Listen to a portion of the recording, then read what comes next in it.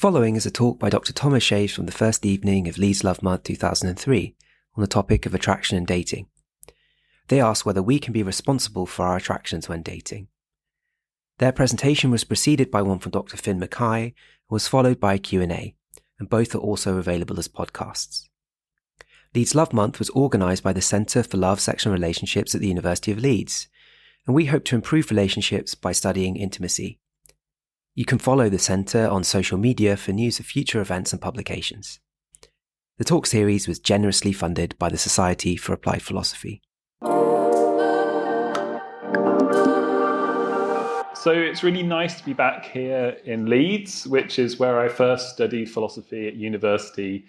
It's been 20 years ago now, which is terrifying to me. So at the time, I was reading lots of very boring German-speaking thinkers like Kant and Wittgenstein that non-philosophers just really didn't care about at all. But when a few years ago I started writing about romantic attraction, suddenly everyone wanted to tell me all their juicy stories about their relationships, about terrible dates they'd been on, and so on. So amongst single people in particular, the conversation would inevitably turn towards dating apps. And so it used to be the case that most relationships would begin through meeting someone either through work, through education, or out in a pub or a club. But that seems to be changing somewhat. So it's sometimes claimed that dating apps are now the single most common way for people in Britain to meet a romantic partner. I mean, the figures here are somewhat contentious, but at least some studies find that almost a third of new relationships in the UK since 2015 started online. Now, as well as this being a really huge shift in our culture, what it's meant is that it's given academics this real treasure trove of data about people's romantic decision-making. So statistics from apps like Tinder and OkCupid show in particular that Black women and Asian men in the US and the UK are regularly passed over by other daters, and that seems kind of quite worrying, at least at first glance. Now, of course, individual Black women and Asian men often do great on dating apps, but in aggregate, members of these groups tend to find it significantly harder to get matches and the dates that follow from them. And that can compound lots of other forms of disadvantage. So there's a kind of a loss of romantic and sexual intimacy, as well as you might think of the economic burdens of being in a single-person household. Now, of course, race is a particularly fraught aspect of attraction, and I think we need to tread very lightly and very carefully here. But there are other kinds of identity or social position that can mean that certain people struggle to be seen as romantic matches. So you might think about social attitudes towards disability here. So it's common in societies like our own for people with physical or psychological disabilities to be infantilized. So to be treated as passive, vulnerable, childlike. And as a result, lots of people struggle to imagine them as sexual beings, let alone as potential partners for people like themselves. So these are two cases then of aversions centered on race and disability that we might find somewhat troubling. But there are also other cases of romantic and sexual attraction where the problem doesn't seem to be a lack of desire, but rather how people are desired. So for example, the Asian American philosopher Robin Zheng has discussed what she calls yellow fever. So this is the kind of romantic fixation on Asian women, which you sometimes find in Western countries. So often by men who think of them as particularly exotic or submissive. So imagine a straight white British man who only ever dates Asian women. So in his romantic life, he might be said to have yellow fever in this sense. Now, one response would just be to say, look, this is just an innocent quirk of someone's personality. So it's a bit like someone who has a thing for redheads or someone who has a thing for tall guys, for example. But that's not really how lots of Asian women who encounter people with these desires see it, though. They often report these experiences of depersonalization, so often feeling like they're not really desired as the particular individuals they are, only as placeholders for this fantasy of Asian femininity. So one Asian American woman puts it like this: "It always crosses my mind that I'm replaceable." And so Zheng suggests we can think about that depersonalization in terms of the category of objectification. So this is just when someone is treated like an interchangeable object. And if that's your experience of romantic life, it can be quite hard to maintain an individual sense of self-esteem. Now, those kinds of desires don't always have an ethnic dimension to them. So we might think of another case here, which is trans women who sometimes get pursued by so-called chasers, who have this kind of fetishistic obsession with them. Now, that's not always experienced as creepy and unwanted. I mean, sometimes it's kind of very welcome. But sometimes the women who are desired in this way report a similar discomfort to yellow fever. They feel like they're just some sort of screen for someone else to project their fantasies onto, rather than being a unique individual. So those are 4 cases then of romantic and sexual attraction that might initially seem a bit worrying. So we've got forms of racial aversion that show up on dating apps, desexualization of people with disabilities, the yellow fever that some Asian women encounter, and then the fetishization of trans women by chasers. Well, what should we make of all of this then? Well, you might conclude, look, it's unfortunate that certain people are less romantically desired than others, or it's a shame that some people don't get desired in the particular way that makes them comfortable. But who people desire is their own business. And if we start criticizing those desires, that's just going to be a recipe for a kind of moralistic shaming, or even worse, a kind of sinister political meddling in people's private lives. But there are some philosophers who disagree with that. So take this case of racial aversion in dating then. So Sonu Bedi suggests that we think of an analogy with the workplace in this respect. So someone denied a job on the grounds of their race is likely to have a strong claim to have been treated unjustly. They're unfairly deprived of income and perhaps other goods like social status. So similarly, Bedi claims that someone denied romantic intimacy on the basis of their race has got a similar complaint of unjust treatment. They too will have been unfairly deprived of an important social good in ways that can be denigrating and stigmatizing. But then again, you might think it seems just quite odd to treat sexual or romantic desirability as the kind of thing that could be shared out more fairly. So romantic intimacy is not a resource like food or wealth that can simply be doled out to people in need. So attraction is this deeply personal aspect of our psychologies. It's not some resource to be shifted about on command. And worse still, the people who are most closely associated with the idea that they're being unfairly deprived of sex and relationships are incels. So these are the involuntary celibates who are gripped with this misogynistic sense of sexual entitlement, that they're being denied sex unfairly. So incels congregate on online message boards, they make memes, they vent their anger at the Chads and the Stacys, as they put it, who don't share their particular romantic woes. But some have also committed mass shootings and other acts of violence. So presumably we don't want to end up thinking like incels, who think that they've been fundamentally wronged by the fact that no one desires them. And furthermore, you might think, all of this fretting about who we're attracted to is just simply pointless. So consider a lesson from pop music here. So one of our culture's great repositories of folk wisdom about romantic desire. So in 2014, Selena Gomez released the track "The Heart Wants What It Wants." So she stole that line, or at least her songwriters did, from the poet Emily Dickinson. And it's become a somewhat common sentiment, right? So here's what Gomez sings. "There's a million reasons why I should give you up, but the heart wants what it wants." And so that song is premised on a platitude. So we don't get to choose who we're attracted to. Desire is something that happens to us. It's a passion that washes over us. It's not a decision that we make. And if desire is not under people's control, then perhaps it's useless to worry about who we do and who we don't want. But maybe we can start to push back against some of these ideas, though.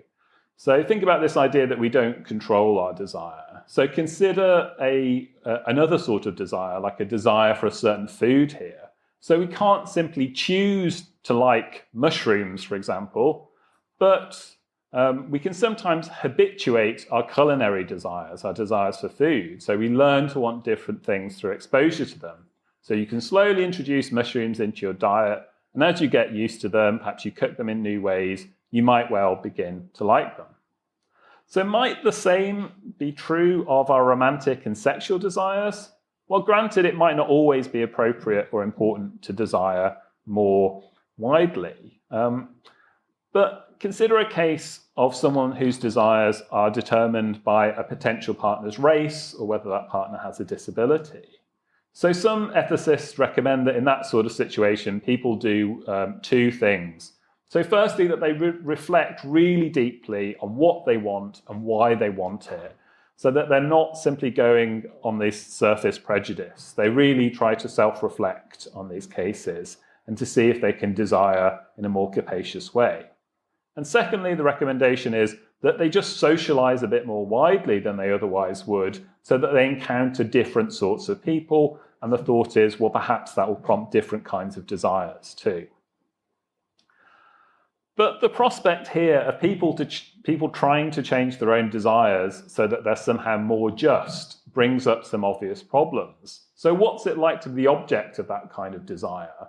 So you might feel like you're the recipient of this very condescending romantic benevolence. It could feel patronizing, could feel repulsive, or downright creepy.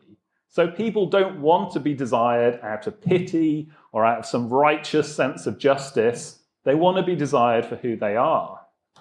So the feminist theorist Bell Hooks talks about young white radicals who would be very keen to sleep with black women, and how they seem rather self-congratulatory about that and their newfound racial cosmopolitanism. So it often seemed to be about their own self-image as these open-minded lovers, rather than the particular qualities of the women that they were sleeping with. And so again, we're back to these problems to do with objectification and depersonalization that we encountered with yellow fever. But there might be another path, though. So we can move away from an individual's attempts to be more open-minded in their romantic life and instead consider the wider social and material environment that shapes who does and who doesn't get desired. So take dating apps again. So some designers and software developers recognize that the architecture of online platforms helps to determine who gets seen as a desirable match. So how those apps are designed makes a difference. So which profiles people see first, who comes up in search results, the users that the algorithm hides, and so on. So for instance, the dating app Coffee Meets Bagel was found to show users a really disproportionate number of potential partners of their own ethnicity, even when those users said explicitly that they didn't have any ethnic preferences in that respect. So the company said, well, whatever the users say, we know from the data that they tend to match in these homogeneous sort of groups in the same way. But we don't necessarily have to take people's own revealed preferences as the ultimate guide in how we design these online spaces. And so those sorts of design fixes as well, you might think about creating an algorithm that didn't funnel people to users whose profiles were like their own, whose backgrounds were like their own. And those design fixes don't necessarily need to be confined to the online world. We can think about urban design. So how do you design a city so that all sorts of different people are meeting on a daily basis rather than only meeting people in your own groups? And again, you might think about the media in this respect. So as something that also shapes who is seen as desirable and who's not. So how people are depicted, the relative absence of well-rounded media exploring the romantic lives of people with physical disabilities, or say regular depictions of Asian men as socially awkward shut-ins. I mean, we can tell different stories and perhaps we should tell those stories. So, of course, some people will regard this as the worst kind of social engineering, our most intimate feelings being manipulated for the sake of some unnatural ideal of equality. But the aim here is not to indoctrinate enough dupes to satisfy the needs of the otherwise unlovable or unfuckable. Instead, given that there's no completely neutral way to design a dating app or to plan a residential district or to commission media, then perhaps we can do so in a way which selects against desires that might be thought to compound injustice. So a sort of final set of questions then. So how far can we push this thought that there might be some sort of moral or political dimension to how we desire? Well, since we're in Leeds, I thought I would finish up with a story that unfolded here in the city back in the late 70s. So the Leeds Revolutionary Feminist Group disseminated this really incendiary call for a form of political lesbianism. So they thought that there was something very odd about feminists fighting male power in one part of their day and then going home to devote their energies to men, their romantic energies, their domestic energies, their sexual energies. So heterosexual relationships were a form of collaboration with the enemy, since even well-meaning men had a bad influence on women's lives. And so later feminists have been interested in these calls for a form of lesbian or feminist separatism. So we find the cultural critic Andrea Long Chu commenting on this episode, saying that for these feminists, quote, lesbianism was not an innate identity, but an act of political will, which was founded on the belief that even desire becomes pliable at high enough temperatures. But Chu herself is very skeptical about this political self-disciplining of desire.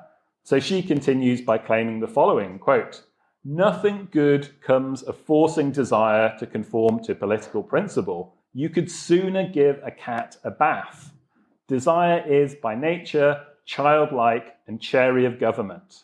The day we begin to qualify it by the righteousness of its political content is the day that we begin to prescribe some desires and prohibit others. That way lies moralism only. So we see some echoes here of the worries about moralistic shaming and political meddling that I mentioned earlier. My sense, though, is that Chu gives a somewhat misleading picture of what the Leeds Revolutionary Feminist Group were up to, at least in this sort of early phase of their thought. So they didn't claim that with enough effort, women could force themselves to change their sexual orientation so that they were attracted to women. Instead, their definition of political lesbianism was a little idiosyncratic. So for them, it simply meant politically committed women withdrawing from sexual relationships with men. And that's what angered some other lesbian feminists who thought they'd missed the whole defining trait of lesbianism. So not the negative rejection of men, but this positive social, romantic, and emotional desire for other women. So men were still at the heart of the Leeds group story then, even if only negatively. But there was a later current of thought associated with the members of the group that did more to broach these questions of desire. So it went beyond their initial verdict that women who liked sex with men would simply have to make sacrifices for the cause of feminism. Instead, they thought that when women created their own communities, when they learnt skills, when they took on leadership roles, then this might shape who were seen as valuable and desirable. That outside of the immediate constraints of male-dominated society, women might begin to feel differently about one another. And so that wouldn't necessarily mean repurposing male styles of relationships and male styles of sex. Instead, desire could find new forms as well as being directed at new people. So, of course, there were lots of potential problems with this partly separatist tendency. I mean, Finn, in a way, sort of touched on some of these earlier. So, there were worries about whether this reinforced a transphobic policing of who a real woman was, and so who could be let into women-only spaces. And sometimes it led to attacks on the gendered or sexual expression of other lesbians, who were thought to reproduce these heterosexual roles in relationships. So whether that was kind of butch femme roles, or whether that was BDSM seen as this kind of violent, kind of heterosexual kind of practice, which was tantamount to violence. But irrespective of whether we want to endorse some kind of strategic or permanent feminist separatism along these lines, I think this attempt by second-wave feminists to rethink the conditions of desire and romantic attraction is provocative and compelling. So we don't know quite what romantic desire would look like when it's freed from pervasive racism, from ableism, from transphobia, in the same way that these feminists thought we didn't know what desire could be outside of the prison of sexism. But I think that these are questions which are worth asking, and they point towards a destination that's worth aiming for. Okay, so thank you.